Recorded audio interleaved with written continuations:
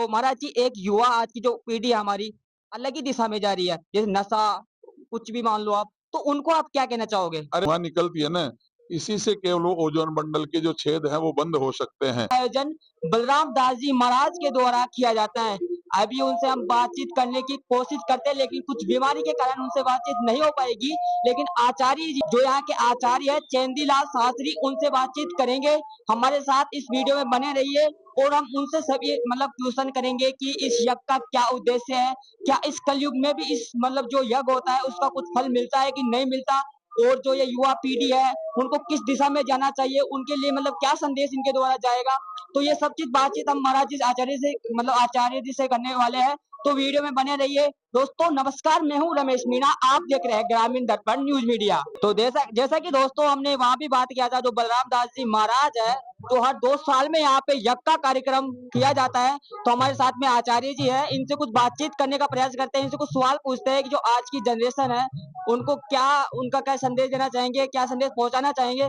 तो आपका सबसे पहले तो बहुत बहुत स्वागत है हमारे चैनल पे। जी जी, बोलो यज्ञ नारायण भगवान की जय, श्री बालाजी महाराज की जय, श्री रामचंद्र भगवान की जय, बाबा श्री बलराम दास जी महाराज की जय। तो मैं आपसे कहना, आप अपना परिचय बताइए, सबसे पहले तो आप परिचय परिचय दीजिए। मैं यज्ञाचार्य याज्ञिक पंडित चिरंजीव शास्त्री, और मेरा जन्म है विमलपुरा का, मेरा गांव है, छोटा सा गांव है, वहीं से जन्मे हैं। और बाकी हमारा जन्म केवल यज्ञ भगवान के लिए हुआ है, यज्ञ करवाए हैं, और अब तक शायद 500 से अधिक यज्ञ करवा दिए हैं। केवल यज्ञ के लिए ही हमारा केवल अब इस जन्म जन्म हुआ है। और जितने भी हमारे राजस्थान के नहीं, अभी तो पूरे भारतवर्ष के जितने भी साधु संत महात्मा है, उनके यज्ञ करवाते हैं। और यज्ञ होना भी जरूरी है, क्योंकि भगवान श्रीमद् भगवत गीता में भगवान श्री कृष्ण अर्जुन को जो यज्ञ के बारे में जो बताते हैं, यज्ञ क्यों करना चाहिए, क्यों होना चाहिए, इसका क्या लाभ है, क्योंकि केवल आग में घी डालने से क्या लाभ मिलेगा। ये तो भगवान कृष्ण कहते हैं कि भैया, ये आग में घी डालने का ये केवल नाटक नहीं है। हमारे अभी आजकल जो विदेशों में इसकी रिसर्च हो रही है, खोज हो रही है, कि हमारे देसी गाय के कंडे हों, छाने हों, उसमें आग बना करके उसको अगर एक घी की बूंद, अगर शुद्ध देसी गाय, उसका अगर एक बूंद डाला जाए, 30,000 घन मीटर ऑक्सीजन तैयार होती है। ये वैज्ञानिकों ने आज सिद्ध कर दिया, वैज्ञानिकों ने मान लिया है। दूसरी बात है, हमारा इस समय जो ना आकाश में जो पर्यावरण इतना प्रदूषित हो रहा है, इतने कल कारखाने चल रहे हैं, इतनी प्रदूषित जो वायु उधर आकाश में जा रही है, कि हमारा जो ओजोन मंडल है, विज्ञान के अनुसार बता रहा हूँ, विदेशी विदेशी जो वैज्ञानिक कह रहे हैं, हमारा जो ओजोन मंडल है, तो उस ओजोन मंडल में छेद हो गए हैं इस प्रदूषण के कारण से। अब उन्होंने खूब समाधान किया, लेकिन वो ओजोन मंडल में जो छेद हो गए ना, वो बंद नहीं हो रहे हैं। इसलिए हमारे अभी देखो आप, इस धरती पर ऋतुएं परिवर्तित हो गई, सर्दी में गर्मी, गर्मी में सर्दी, सर्दी में वर्षा आती, ये सब ऋतुएं परिवर्तित हो गई है, क्योंकि वो ओजोन मंडल बिल्कुल बिगड़ चुका है, छेद हो गए हैं। तो वैज्ञानिकों ने सिद्ध किया कि ये कैसे बंद हो, तो उन्होंने सर्च किया कि केवल ये यज्ञ की जो धुआं निकलती है ना, इसी से केवल वो ओजोन मंडल के जो छेद हैं वो बंद हो सकते हैं। तो वैज्ञानिक आज अमेरिका में, रूस में, हाँ, जापान में, ये वहां पर यज्ञ होने लग गए हैं। हमारे ऋषि मुनि महात्माओं का ये प्राचीन, ये एक ऐसा एक उपाय था, प्रयोग था, कि वो उस समय प्रतिदिन यज्ञ होते थे। जंगलों में राजा महाराजा यज्ञ लोग किया करते, ऋषि मुनि महात्मा लोग यज्ञ किया करते थे, घर घर में यज्ञ होता था।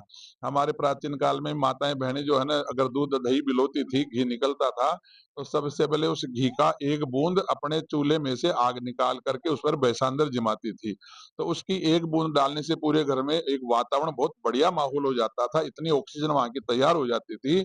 इसका मतलब वो भी एक आहुति तो घी में लगती थी।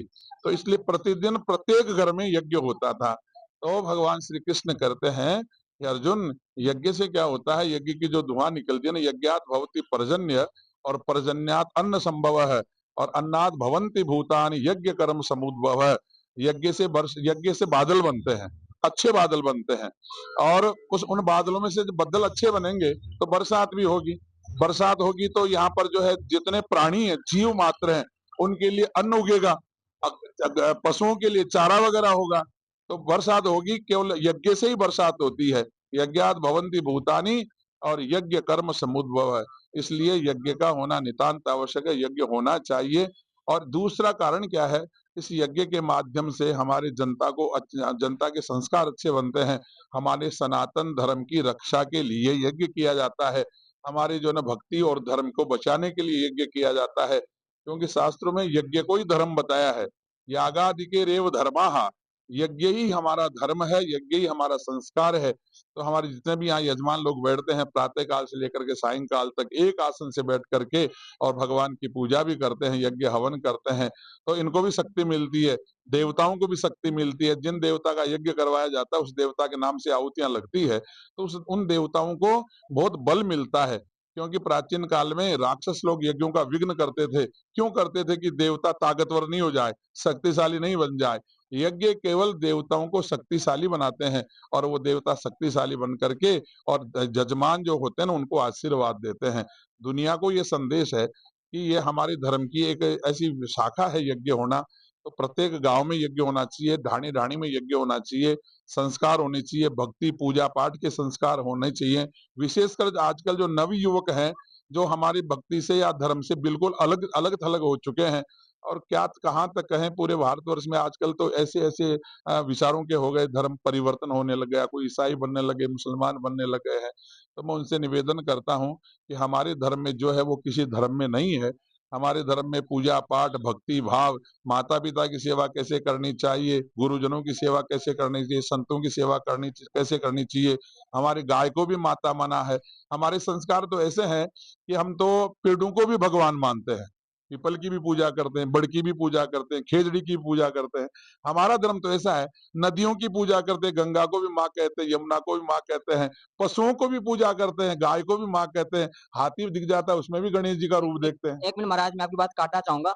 जैसा कि मैं ये सोच के आया था कि महाराज से मैं एक क्वेश्चन पूछूंगा, उसका उत्तर महाराज जी ने पहले ही दे दिया। मैं क्वेश्चन पूछा ही नहीं, उससे पहले महाराज जी ने मतलब उनका उत्तर दे दिया। मैं यही क्वेश्चन पूछना चाह रहा था कि आजकल की जो जनरेशन है वो बहुत आउटसाइड जा रही है, तो हाँ। उन लोगों को संदेश क्या देंगे? लेकिन महाराज जी ने बिना क्वेश्चन किए ये उत्तर दे दिया।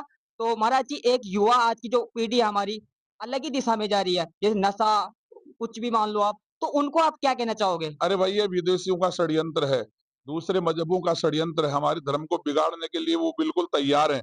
इसलिए हमारे युवाओं को जबरदस्ती कोई न कोई प्रलोभन दे करके उनको अपनी तरफ खींच लेते हैं।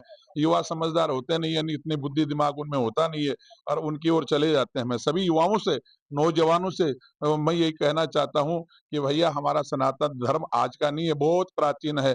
हमारे राम जी, कृष्ण जी, जितने भी ऋषि मुनि महात्मा हुए, वो सनातनी थे, सनातन धर्म के थे। आज भी हम सनातन धर्म है। और फिर मैं ये दुनिया से यही कहना चाहता हूँ कि ये कितना ही चाहे ये कर लें दूसरे मजहब वाले, दूसरे धर्म वाले, लेकिन हमारा सनातन धर्म जिंदा था, जिंदा है और जिंदा रहेगा। बोलो सनातन धर्म की जय, यज्ञ नारायण भगवान की जय, भक्त और भगवान की जय। अब ये बाबा बलराम दास जी महाराज जो यज्ञ करवा रहे हैं, इनके बारे में, बाबा बलराम दास जी महाराज बड़े तपस्वी संत हैं, यहीं के जन्मे हैं और यहीं अपने जो है तपस्या करी है। हनुमान जी का मंदिर का निर्माण स्वयं आप अपने हाथों से करके उस स्थान को पूजाया है और यहाँ भक्तों को चेतन चेतन करके, जागृत करके उनको भक्ति में लगा रहे हैं। धीरे धीरे महाराज जी ने ये 20वां यज्ञ करवा दिया है। कम से कम इतने ही भागवत के अनुष्ठान, 15-20 भागवत के अनुष्ठान उन्होंने करवा दिए हैं। कितने ही वर्षों तक अखंड रामायण का यहाँ पर पारायण चला है। तो ये सिद्ध भूमि हो गई है बाबा बलराम दास जी की। ये धूणी जो है ये बड़ी सिद्ध हो गई, पवित्र हो गई है। यहाँ पर जो जो भी यात्री अपना दुख सुख लेकर के आता है, सबका दुख का निवारण होता है और सुखी होकर यहाँ से जाता है। यही बाबा बलराम दास जी का चमत्कार है। वो वाह बाबा बलराम दास जी महाराज की जय। हमारे इस यज्ञ के जो प्रधान जजमान है हमारे नानजी लाल जी शर्मा, ये धर्म से भी जुड़े हुए हैं। हमारे ये भी एक नौकुंडों में से एक जजमान है। इधर ये भी हमारे पहले यज्ञ हुआ था उसके प्रधान जजमान रह चुके कान जी। तो ये हमारे सब पूरे जजमान, इधर वो जजमान है वो भीलपुरा से आए हुए हैं। ऐसे 9 जजमान महाराज कभी 9 कुंड का, कभी 11 कुंड का, कभी 21 कुंड का, कभी 51 कुंड का यज्ञ करवाते रहते हैं। ये सब तो ये महाराज जी बहुत अच्छा काम कर रहे हैं। जो युवा पीढ़ी है वो भी हमारी संस्कृति के साथ में कनेक्ट हो, और मैं तो ये चाहता हूँ कि हर गांव में यज्ञ होना चाहिए, यह होना चाहिए। कार्यक्रम होना चाहिए, जो मतलब हमारे समाज में मतलब जो एक मतलब बुद्धि भ्रष्ट हो रही है उस बुद्धि में कुछ सुधार हो, और सामाजिक जैसे पर्यावरण आदि चीजों में सुधार हो। तो महाराज जी बहुत बहुत धन्यवाद। जय श्री राम, जय श्री राम।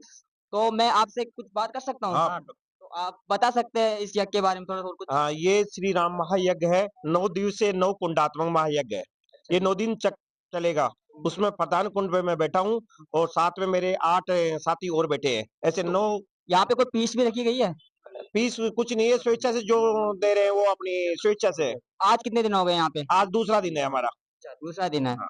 तो बहुत अच्छा है। चल रहा है, तो बहुत अच्छा चल रहा है। कुछ बात करवाने की प्रयास करते हैं कि ये इनके मतलब क्या थॉट है इसके प्रति, तो आप। नमस्कार, मैं कानाराम खरबास गठवाड़ा श्री बलरामदास जी महाराज के सानिध्य में ये श्री राम मार्ग यज्ञ के कराया जा रहा है।